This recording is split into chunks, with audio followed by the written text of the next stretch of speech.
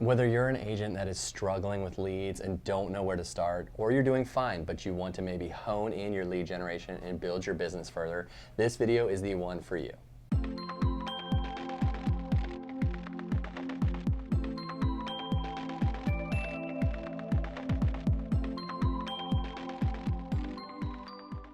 Hey guys, my name is Joe Skipper and I'm the owner of Skipper Realty Group, brokered by eXp Realty out of Oregon. And I have made some small and some big mistakes when I first started in real estate. So I decided that rather than keep that in, I should put out videos for future and current agents to avoid my mistakes and join me in learning what I did in order to build a strong real estate company even through the tough years.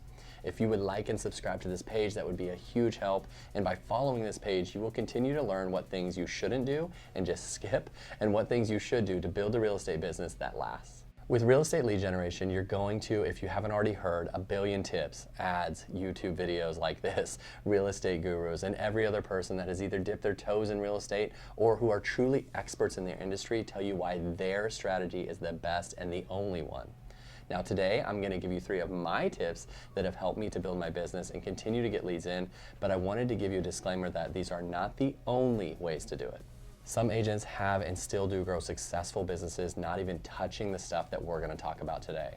And if you're one of them, that is awesome. I'm only here to help you see what I do with my business in order to generate leads and get them from contact to close. There is no one-size-fits-all in this industry, and I would first say that rather than jumping to each shiny object and each ad promising you leads for $19.99 a month, that you take a breath, do your research, and find the advertising and lead generation that you enjoy doing on a daily basis and go for that. There is not an only way to do this business. If someone tells you that, they're lying to you and you should move on. With me, I really enjoyed and always have enjoyed technology and social media. The reason I joined eXp Realty in particular was for that same reason.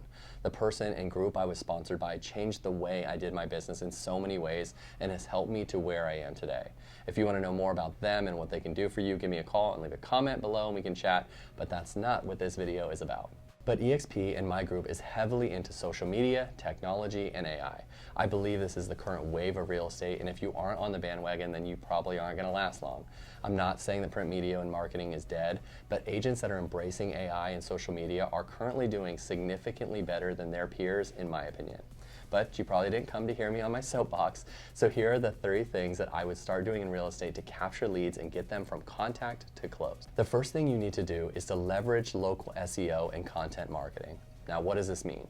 So simply put, SEO means search engine optimization. Basically, it means you should be optimizing your website and more specifically your Google business profile to capture leads. Until literally last month, I set up my Google business profile and I just left it.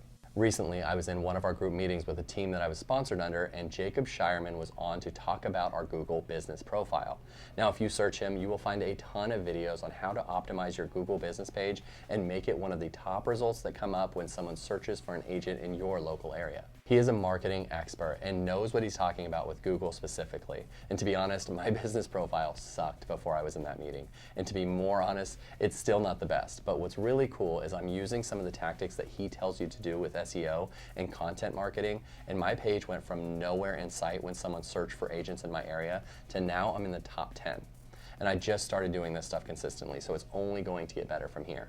There is a ton of stuff with this topic that we can go over, and like I said, I'm still learning it myself, but one of the main things I learned was to update your Google business profile regularly. You should treat it like social media. If you post all the time on social media, you already have the content to use for Google. And if you go even further and use keywords and phrases local to your area, this will help the algorithm for Google to see that you are the one that prospective clients should look to for their next home within your area.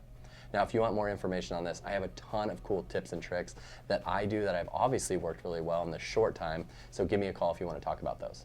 I could go for hours on this, but let's move on. The next along these lines you should do to develop contacts and turn them into contracts is to develop a strong social media presence. Now, I personally started leaning heavily into social media because I liked it for one, but at the time I was starting, I didn't have a ton of money to spend on marketing. I couldn't throw down $2K a month for leads from Zillow. I couldn't buy the latest real estate guru's marketing program. I had to use what I already had to build on, and social media was and is free. Again, not to keep going back to eXp, but to go back to eXp, this company and my group had the same mindset on this stuff. I met Mike Sherwood before joining eXp because I dove headfirst into social media and wanted to dominate that marketing area. I wanted to maximize value I provide and not waste time with stuff that doesn't work. So long story short, I YouTubed how to dominate in social media as a real estate agent, and Instagram for real estate, and all of this type of content. If you do that, who will come up regularly is Mike Sherrod. He's a dominant figure in the YouTube and real estate world and has so many videos on things you can do to market online as an agent. Well, I met with him and ended up joining EXP because of him.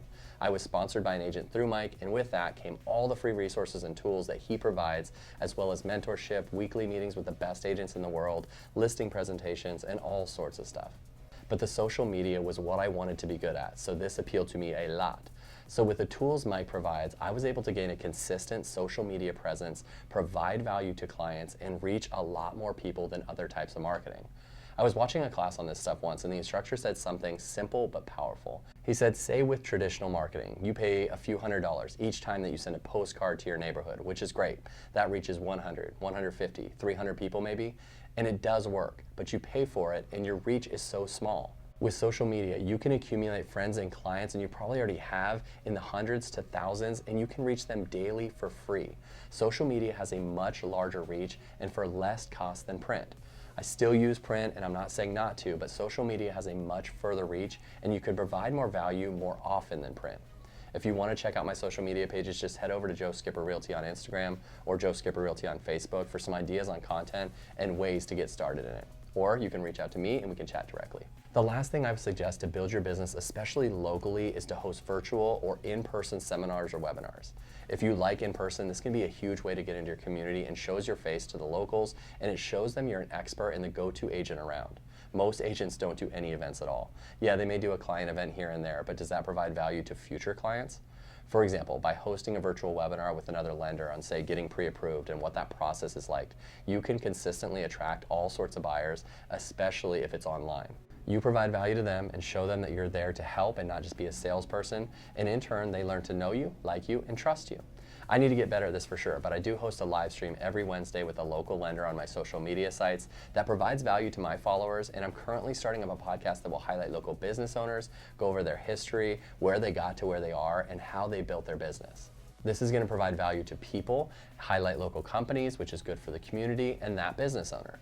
Now, you don't have to do that stuff specifically, but if you host a webinar for the first-time homebuyers, for example, say once a quarter, you will see future clients coming to see you for their next sale. Anyways, I hope this was helpful to you all. This is a lot to cover, and I could go on, but I wanted to keep this content to be somewhat short because we all have stuff to do, and we can't sit for hours watching me talk.